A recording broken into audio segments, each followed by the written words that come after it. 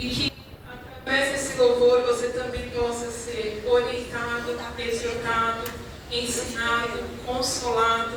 Que o Senhor Jesus ele venha edificar a sua fé. Aleluia! Oh, glória!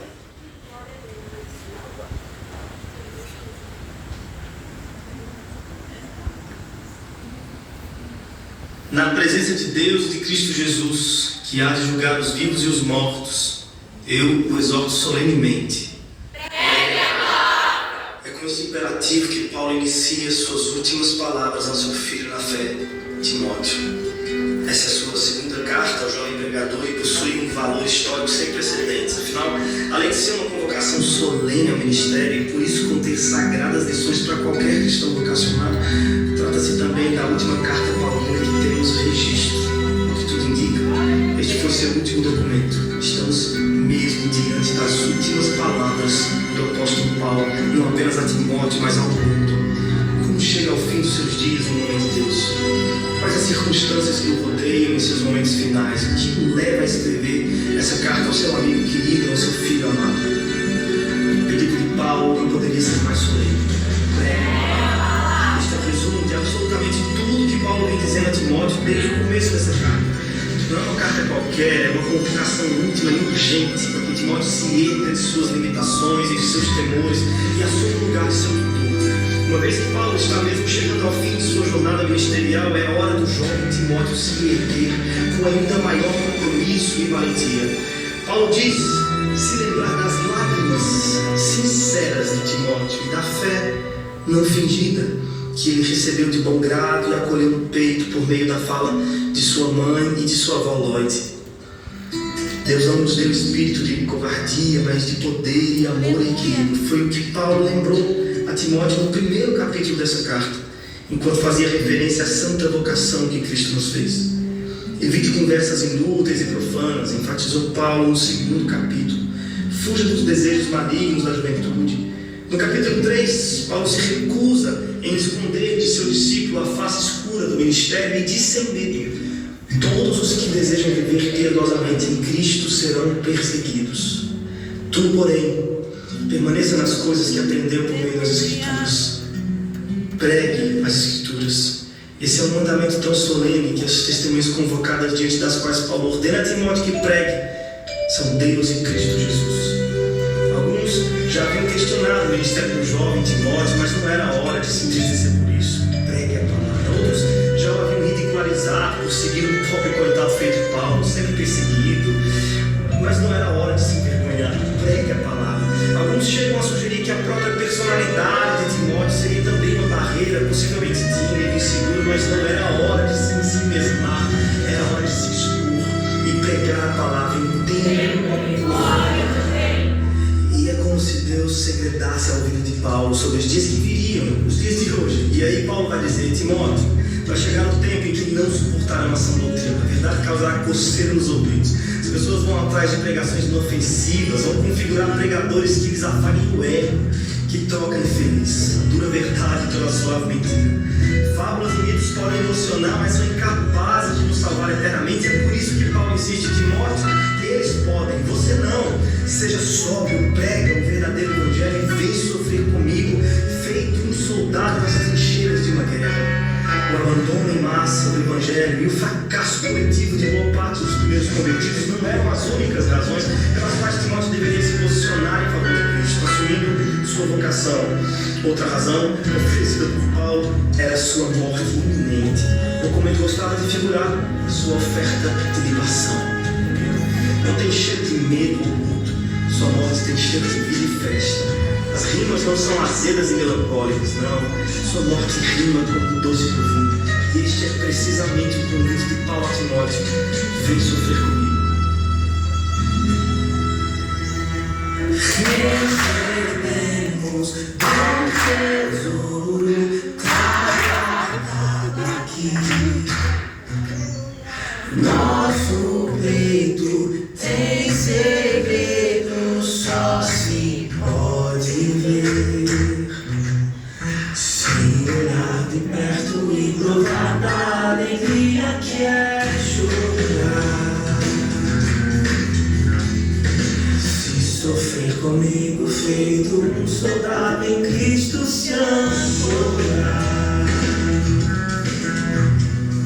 Sei em quem eu creio, estou certo de que tem poder e é santa vocação que Ele nos deu.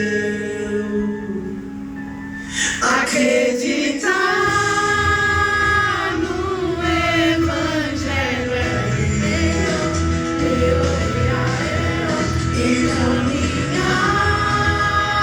seguro até sozinho. Acreditar no Evangelho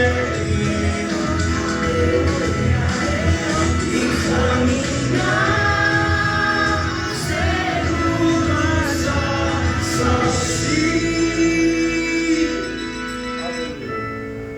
Na realidade do Evangelho, a realidade das coisas costuma ganhar outras cores. Morte aqui tem cheiro de vida. O choro às vezes ganha contornos amarelos e soa festivo. Na realidade subversiva do Evangelho, é dano que se recebe. Eu sei que você tem sido treinado para reter. Sucesso para a gente é retenção em massa. Mas veja, o sucesso de Cristo foi medido pelo nível de seu esvaziamento. Enquanto Paulo está aos olhos de todos ali no tribunal, sozinho, abandonado, sujo, doente, ele vive na verdade seus momentos de maior alegria. Ao relatar esse episódio, ele deixa escapulir uma pequena e bela canção de louvor.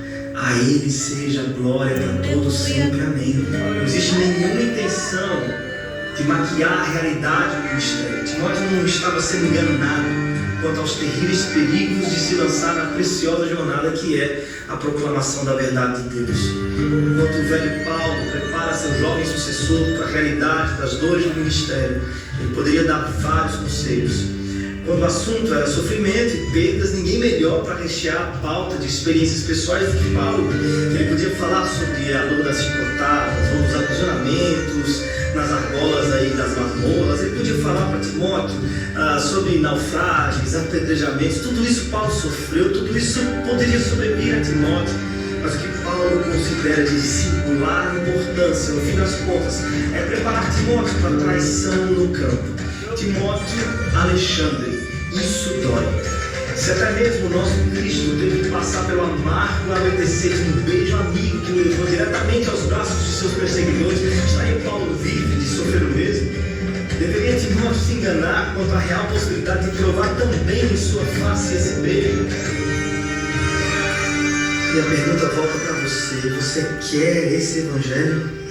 Olhe bem para esse texto e me responda: quer mesmo correr o risco de chegar nos últimos dias de sua jornada como o velho Paulo, como seu Cristo? Olhe bem, veja bem, se você começar a se envolver demais com esse negócio de igreja, de Cristo, de evangelho, você vai ter que começar a perder algumas coisas que qualquer um considera em grande estima.